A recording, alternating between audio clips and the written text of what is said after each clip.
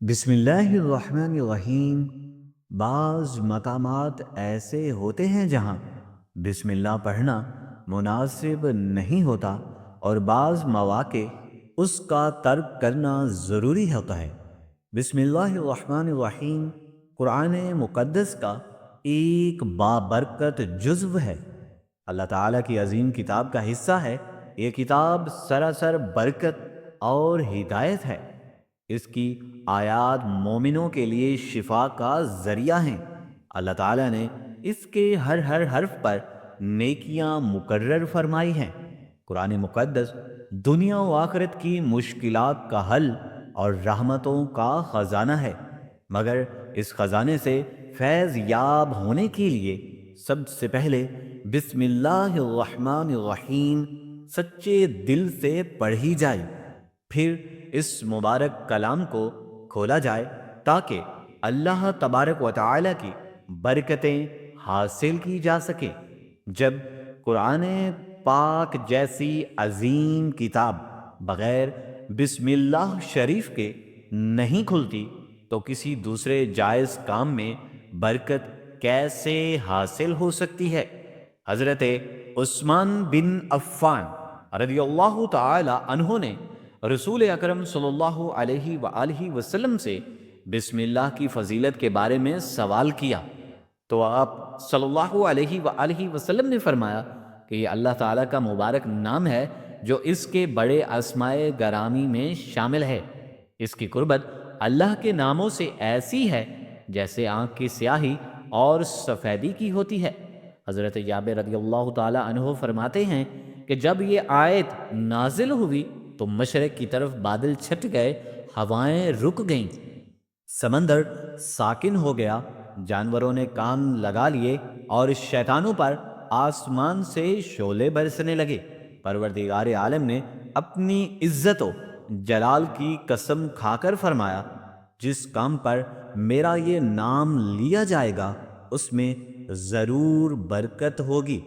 حضرت عبداللہ بن مسعود رضی اللہ تعالی عنہ فرماتے ہیں کہ جہنم کے 19 دربانوں سے جو بچنا چاہے وہ بسم اللہ الرحمن الرحیم پڑھے، کیونکہ اس میں 19 حروف ہیں اور ہر حرف میں ایک فرشتہ کی حفاظت کا سبب بن جائے گا۔ ابن عطیہ نے بھی اس بات کو بیان کیا ہے، تاہم کچھ مخصوص مقامات ایسے ہیں جہاں بسم اللہ پڑھنا جائز نہیں بلکہ حرام ہے۔ بعض لوگ ہر کام سے پہلے بے سوچے سمجھے بسم اللہ پڑھ لیتے ہیں، حالانکہ کچھ ایسے مواقع ہیں جہاں اس کا ترک کرنا ضروری ہوتا ہے۔ ناظرین، آپ نے سنا ہوگا کہ ہر نیک کام سے پہلے بسم اللہ الرحمن الرحیم پڑھنی چاہیے، کیونکہ اس کا مطلب اللہ تبارک و تعالی کے نام سے شروع جو بے حد مہربان اور نہایت رحم فرمانے والا ہے، یعنی جو کام ہم کرنے جا رہے ہیں اس میں اللہ تعالی کی برکت حاصل کرنے کے لیے ہم اسے اس کے نام سے شروع کرتے ہیں۔ بسم اللہ کے بے شمار فوائد ہیں، کیونکہ جس کام کو اللہ کے نام سے شروع کیا جائے اس میں برکت ہوتی ہے۔ یہ ایک سنت نبوی ہے۔ رسول اکرم صلی اللہ علیہ وآلہ وسلم نے متعدد مواقع پر ہمیں بسم اللہ پڑھنے کی تاکید فرمائی اور اس کے فضائل بیان فرمائے۔ اگر کوئی نیک کام شروع کرنے سے پہلے بسم اللہ پڑھ لے تو یہ سنت بھی ادا ہو جاتی ہے، ثواب بھی حاصل ہوتا ہے اور برکتیں بھی میسر آتی ہیں۔ اگر کوئی شخص نیک عمل سے قبل بسم اللہ شریف پڑھ لے تو اللہ تعالیٰ اس کی حفاظت فرماتا ہے اور اسے نقصان سے بچاتا ہے۔ اللہ تعالیٰ نے ہمیں دنیا میں اسباب اختیار کرنے کا حکم دیا ہے۔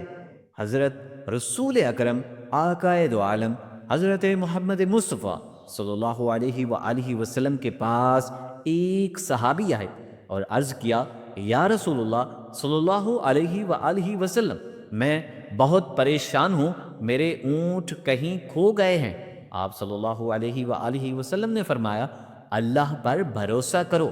مگر صحابہ کرام رضی اللہ عنہ اجمعین نے پوچھا، یا رسول اللہ، کیا ہم اپنے اونٹوں کو کھلا چھوڑ دیں اور صرف اللہ پر بھروسہ کریں؟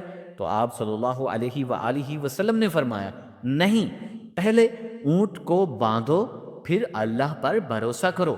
یعنی جو ہمارے ذمے ہے وہ کرنا ضروری ہے، اسباب کو اختیار کرنا لازم ہے، اور پھر اللہ پر توکل کیا جائے۔ انسان دنیا میں جتنا بھی کمائے، در حقیقت رزق اللہ تعالیٰ کے ہاتھ میں ہے۔ ہم سمجھتے ہیں کہ ہم اپنی محنت سے روٹی کماتے ہیں، مگر غور کریں تو دانے کو زمین سے کون نکالتا ہے؟ پھر وہ گیہوں کی شکل میں کیسے آتا ہے، آٹے میں کیسے تبدیل ہوتا ہے، اور آخر کار روٹی بن کر ہمارے سامنے کیسے آتا ہے؟ ہم نے بس اسباب اختیار کیے، لیکن حقیقت میں ہر چیز اللہ کے حکم سے وقوع پذیر ہوتی ہے۔ جب ہم کھانے سے پہلے بسم اللہ شریف پڑھتے ہیں تو ایک فرشتہ ہمارے حلق کے قریب موجود ہوتا ہے جو اللہ سے پوچھتا ہے، اے پروردگار، اس لقمے کو زندگی کا سبب بنا دوں یا موت کا؟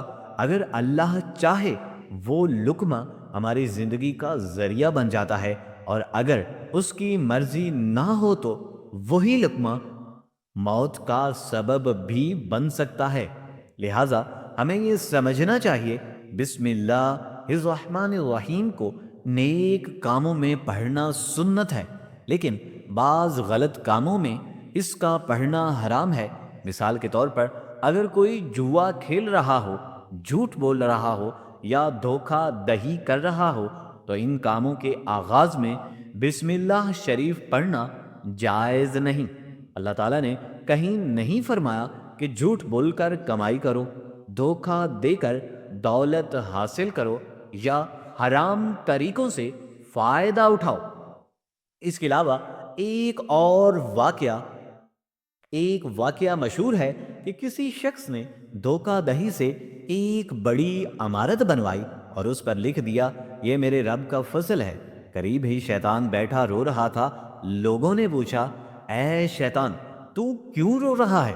تو اس نے کہا، میں نے اسے جھوٹ بلایا، فراڈ کروایا، دھوکہ دلوایا، اس نے عمارت بنوا لی، لیکن اب وہ اسے اللہ کا فضل کہہ رہا ہے، جبکہ یہ محنت تو میری ہے، یہ سارا کام میرا کیا دھرا ہے۔